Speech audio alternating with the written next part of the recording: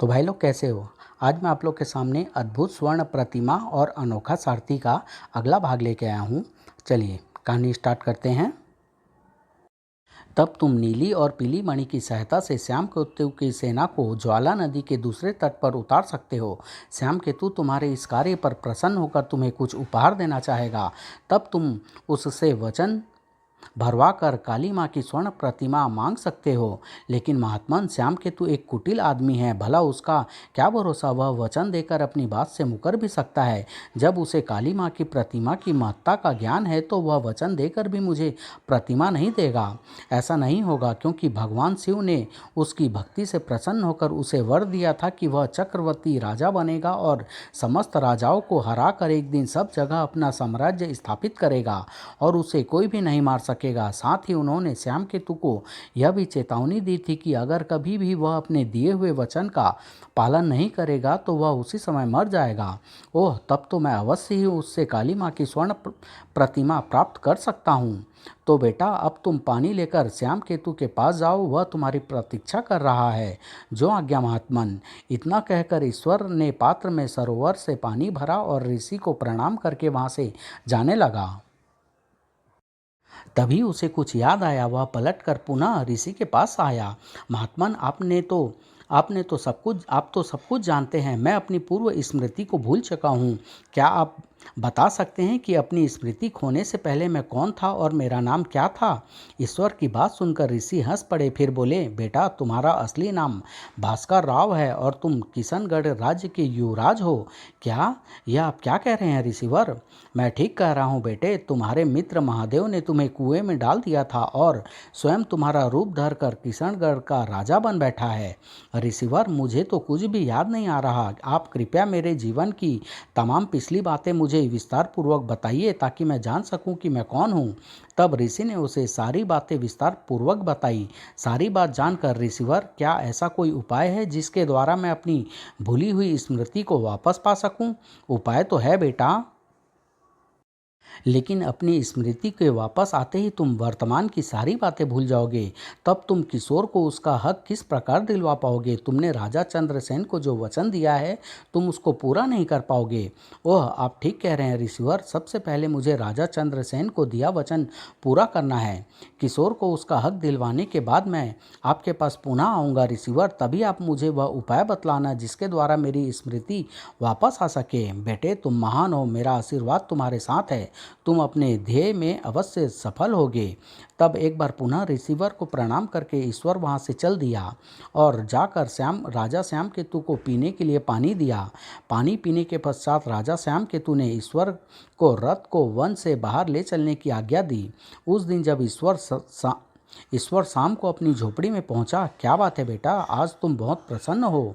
माँ, अब वह दिन दूर नहीं है जब हम अपने ध्येय में सफल हो जाएंगे। तब ईश्वर ने चंदा को सारी बात बताई और अंत में बोला, माँ, श्याम केतु ने शिव भगवान को प्रसन्न करके उनसे अजय रहने का वरदान मांगा हुआ है। मैं भी आज से निराहार रहकर शिव भगवान की आराधना शुरू करूँगा। फिर ईश्वर उसी समय से शिव भगवान की पूजा करने बैठ गया। ओम नमः शिवाय, ओम नमः शिवाय। इस प्रकार धीरे धीरे 11 दिन बीत गए और ईश्वर बिना कुछ खाए पिए भगवान शिव की आराधना में लगा रहा। भगवान ईश्वर की रक्षा करना उसने 11 दिन से कुछ भी नहीं खाया पिया है। उसी दिन रात्रि को, वत्स, आंखें खोलो। यह सुनकर ईश्वर ने अपनी आंखें खोली तो भगवान, आप? हाँ वत्स, मैं तुम्हारी भक्ति व निष्ठा देखकर मैं अत्यंत अत्यंत प्रसन्न हूँ। कहो, तुमने मुझे किस लिए याद किया था? भगवान, आपने राजा श्याम केतु को चक्रवर्ती राजा बनने का वरदान दिया हुआ है। उस वरदान के फलस्वरूप वह अन्य राजाओं को हराकर उनके राज्यों को अपने राज्य में मिला तो रहा है, पर सत्ता के मद में डूबा हुआ श्याम केतु हारे हुए राजाओं को, उनके परिवारों को क्रूरतापूर्वक मौत के घाट उतार देता है। क्या यह उचित है? वत्स, हम भी यह महसूस कर रहे हैं कि श्याम केतु पाप के मार्ग पर जा रहा है, इसलिए उसे जीवित रहने का कोई अधिकार नहीं है। हम तुम्हें एक ऐसा अस्त्र देते हैं जिसके एक ही वार से श्याम केतु मौत के घाट उतर जाएगा। इस अस्त्र के सामने कोई भी जीवित नहीं रह पाएगा। बस मुझे यही चाहिए भगवान। तब शिव ने उसे एक तलवार दी। तलवार देने के पश्चात भगवान शिव अंतर्ध्यान हो गए। इस घटना के 4 दिन पश्चात ईश्वर, हम आज सुगंधपुर राज्य पर चढ़ाई करने के लिए जा रहे हैं। हमारे रथ को अच्छी प्रकार को सजा संवार दो। जो आज्ञा महाराज। ईश्वर ने राजा श्याम केतु के रथ को अच्छी प्रकार से सुसज्जित किया। इसके पश्चात वह शीघ्रता से अपनी झोपड़ी में गया। माँ, राजा श्याम केतु आज सुगंधपुर पर चढ़ाई करने जा रहा है, मुझे भी उसके साथ जाना है। बेटा, यह तो तूने बुरी खबर सुनाई है। हमारी तरह आज सुगंधपुर के राजा को भी विनाश होने वाला है। माँ, सुगंधपुर के राजा का तनिक भी अनिष्ट नहीं होगा। मैं नीली पीली मणि और शिव भगवान की दी हुई तलवार को साथ लेकर जा रहा हूँ। आज श्याम केतु को मात देने का अवसर आ गया है, अतः आप मुझे आशीर्वाद देकर विदा कीजिए माँ। कहते हुए ईश्वर ने चंदा के चरणों में झुक गया। तब, मेरा आशीर्वाद सदा तुम्हारे साथ है बेटा, जाओ अपने कार्य में सफल होकर शीघ्र वापस लौटो। माँ से आशीर्वाद लेकर ईश्वर झोपड़ी से बाहर निकल गया। वह अब राजमहल के द्वार पर पहुंचा तो श्याम केतु की विशाल सेना शस्त्रों से सुसज्जित होकर कूच के लिए तैयार खड़ी थी। ईश्वर ने दौड़कर राजकीय रथ के सारथी का स्थान ग्रहण किया। कुछ देर बाद राजा श्याम केतु राजमहल से बाहर आए और अपने रथ में जा बैठे। फिर उनके इशारों पर सेना ने वहां से सुगंधपुर की ओर प्रस्थान किया। कई जगह पड़ाव करती हुई रुकती हुई श्याम केतु की विशाल सेना ज्वाला नदी के तट पर पहुंची। ओह, ज्वाला नदी का पानी तो पूरे उफान के साथ बह रहा है। नदी का पाट भी इतना चौड़ा हो गया है कि दूसरा किनारा भी मुश्किल से दिख रहा है। यह देखकर श्याम केतु का प्रधान सेनापति विम्बदेव उसके पास आया। महाराज, अब क्या होगा? ज्वाला नदी की लहरें तो सर्पिणी सी उछलती हुई अपने थपेड़ों से किनारे को तोड़ तोड़ डाल रही है। ऐसे में सेना नदी के पार कैसे पहुंचेगी? यही तो हम भी सोच रहे हैं सेनापति विम्बदेव। श्याम केतु पुनः सोच में पड़ गया। यह तो बड़ी विकट समस्या उठ खड़ी हुई है। ऐसे में नदी पार करना किस प्रकार संभव हो सकेगा? वापस भी तो नहीं लौटा जा सकता। यह हमारी शान के विरुद्ध है। बहुत सोचने पर भी जब श्याम केतु को समझ में कुछ नहीं आया तो उसने ज्वाला नदी के तट पर सेना की शिविर लगाने की आज्ञा दे दी। तत्पश्चात उसने समस्त मंत्री, सामंतों और प्रधान सेनापति की मंत्रणा के लिए अपने शिविर में बुलाया। हम इस बात से बहुत चिंतित है कि सेना को बिफरती हुई नदी के पार कैसे पहुंचाया जाए। ज्वाला नदी का वेग बहुत तेज है महाराज, सेना का उस पार उतरना कठिन है। इतनी बड़ी सेना को छोटी छोटी नौकाओं से पार नहीं उतारा जा सकता। इस कार्य के लिए हमें शक्तिशाली बेड़ा चाहिए, लेकिन इस समय बेड़ा कहाँ से लाएं?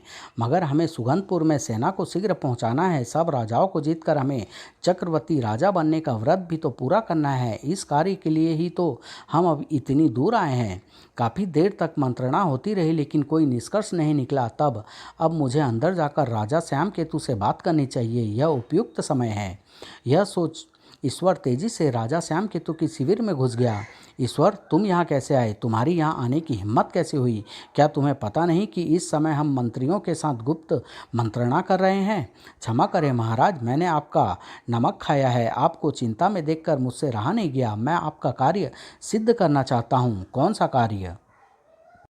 महाराज, आप इस समय इस बात से ही चिंतित हैं ना कि सेना उफनती हुई ज्वाला नदी को किस प्रकार पार कर सकेगी। मैं आपको इस उलझन से मुक्त कर सकता हूँ। क्या सच? क्या तुम ऐसा कर सकते हो? हाँ महाराज, ऐसा करना तो मेरे बाएं हाथ का खेल है। मगर ईश्वर, इतनी विशाल और भयंकर नदी को पार करना सचमुच ही संभव नहीं दिखता। ज्वाला नदी की उमड़ती जलधारा में हमारे सैनिकों का तो पता भी न चलेगा। तब क्या ऐसा दुस्साहस करना ठीक होगा? आप चिंतित न हो महाराज, मैंने उपाय सोच लिया है। पूरी सेना सकुशल नदी पार कर जाएगी। ऐसा कौन सा उपाय है, जरा हम भी तो जानें। आइए महाराज, तब आप मेरे साथ ज्वाला नदी के तट पर आइए। उत्सुकता में डूबा श्याम केतु उठा और ईश्वर के साथ शिविर से बाहर चल पड़ा। समस्त मंत्री सामंत भी उनके साथ थे। ज्वाला नदी के तट पर पहुंचकर ईश्वर ने जेब में रखी नीली मणि निकाली। पता नहीं अब यह क्या करेगा। सब लोग उत्सुकता से ईश्वर की ओर देख रहे थे। तभी ईश्वर ने नीली मणि को ज्वाला नदी की ओर उछाल दिया। नीली मणि ज्वाला नदी के पानी में जा गिरी। तभी चकित कर देने वाली घटना घटी। ओह आश्चर्य! मणि के पानी में गिरते ही जलधारा दो भागों में बट गई है। बहता हुआ पानी रुक गया है। अद्भुत! ऐसा न कभी देखा और न कभी सुना। ईश्वर ने तो कमाल ही कर दिया। हक्के बक्के से सब लोग ज्वाला नदी में बने हुए रास्ते की ओर देख रहे थे। तब ईश्वर ने श्याम केतु से कहा, महाराज अब देरी न कीजिए और सेना को नदी पार करने की आज्ञा दे दीजिए। ईश्वर, तुमने तो असंभव को भी संभव करके दिखा दिया है। हम तुमसे अत्यंत प्रसन्न हैं। मांगो, क्या मांगते हो? महाराज, पहले सेना को नदी पार कर लेने दीजिए, उसके बाद ही मैं आपसे अपना पुरस्कार मांगूंगा। ठीक है, हम सेना को नदी पार करने की आज्ञा देते हैं। श्याम केतु के आदेश देते ही सेना उस रास्ते से नदी पार करने लगी। सेना पार उतर गई तो अंत में ईश्वर ने अपना रथ आगे बढ़ाया। ओह, ऐसे अद्भुत पथ पर यात्रा करना कितना रोमांचकारी है। रथ जब नदी के दूसरे तट पर पहुंचा तो रात हो चुकी थी। महाराज, अब मैं नदी के पानी में पड़ी अपनी मणि ढूंढना चाहता हूँ। क्या यह संभव है? जी महाराज। तब ईश्वर ने अपने वस्त्रों में छिपी हुई पीली मणि निकाली। ओह, यह कैसी मणि है? इसमें से तो प्रकाश की किरणें फूट रही है। श्याम केतु सोच ही रहा था कि मणि को हाथ में लेकर ईश्वर ने पानी में छलांग लगा दी। पीली मणि के फूटते ही प्रकाश के कारण ईश्वर को जल के भीतर का सारा दृश्य दिखाई देने लगा। वह रही नीलमणि। ईश्वर ने नीली मणि को उठा लिया और वापस तट की ओर चल पड़ा। जैसे ही ईश्वर ज्वाला नदी के जल में से निकला, नदी के बीच में बना रास्ता अदृश्य हो गया और ज्वाला नदी का पानी पुनः अपने वेग से बहने लगा। यह देख ईश्वर, ये दोनों मणि बहुत ही अद्भुत है। तुम ये दोनों मणियाँ मुझे दे दो। महाराज, यह कैसे हो सकता है? ईश्वर, मैं राजा हूँ, हमेशा दूसरों को देता हूँ, मगर आज तुमसे इन मणियों को मांग रहा हूँ, इन्हें मुझे दे दो। महाराज, आपके राजकोष में विशाल धन संपत्ति है, आपके पास एक से एक बहुमूल्य मणि है। आपके लिए तो इन दो मणियों का क्या महत्व होगा? मेरे जैसे साधारण आदमी के पास ये रहेगी तो इनका उचित मूल्य आंका जाता रहेगा।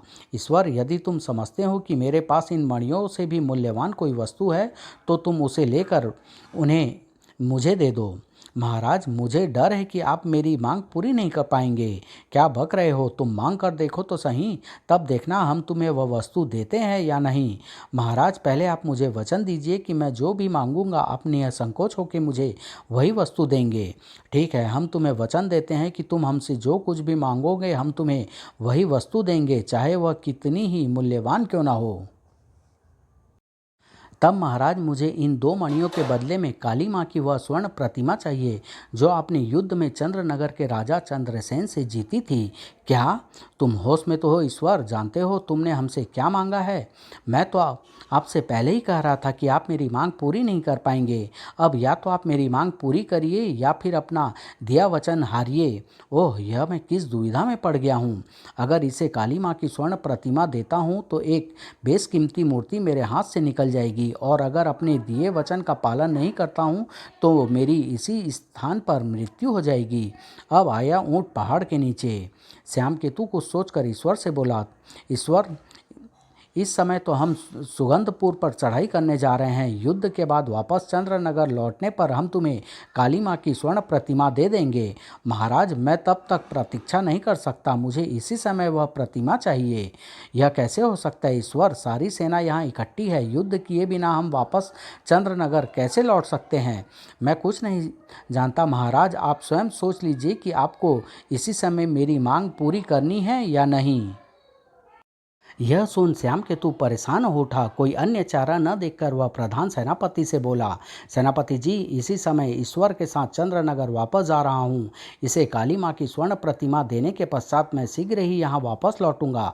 तब तक तुम्हें यहाँ रहकर सेना को संचालित करना है। जो आज्ञा महाराज। तब सेना को वहीं छोड़ दोनों मणियों की सहायता से श्याम केतु ने ईश्वर के साथ ज्वाला नदी को पुनः पार किया। ईश्वर, मैंने अपना खजाना और काली माँ की स्वर्ण प्रतिमा चंद्रनगर राज्य के बाहर स्थित एक खंडहर में छिपा रखे हैं। तब ठीक है महाराज, मैं रथ को उसी खंडहर की ओर लिए चलता हूँ। कई दिन तक लगातार चलने के पश्चात रथ चंद्रनगर राज्य के बाहर स्थित एक खंडहर के बाहर रुका। ईश्वर, यही वह खंडहर है जहाँ मेरा खजाना और काली माँ की स्वर्ण प्रतिमा रखी हुई है। तो आइए महाराज, खंडहर के अंदर चलें। तब श्याम केतु और ईश्वर रथ से उतरकर खंडहर की ओर चल पड़े। खंडहर के अंदर जाने के पश्चात ईश्वर और श्याम केतु के साथ क्या घटना घटी? क्या ईश्वर श्याम केतु से काली माँ की स्वर्ण प्रतिमा ले सका? क्या ईश्वर की पूर्व स्मृति वापस लौट सकी? महादेव ने भास्कर राव बनकर किशनगढ़ में क्या क्या गुल खिलाए? ये सब जानने के लिए नेक्स्ट और लास्ट भाग का इंतजार कीजिए मौत का खंडहर से। धन्यवाद।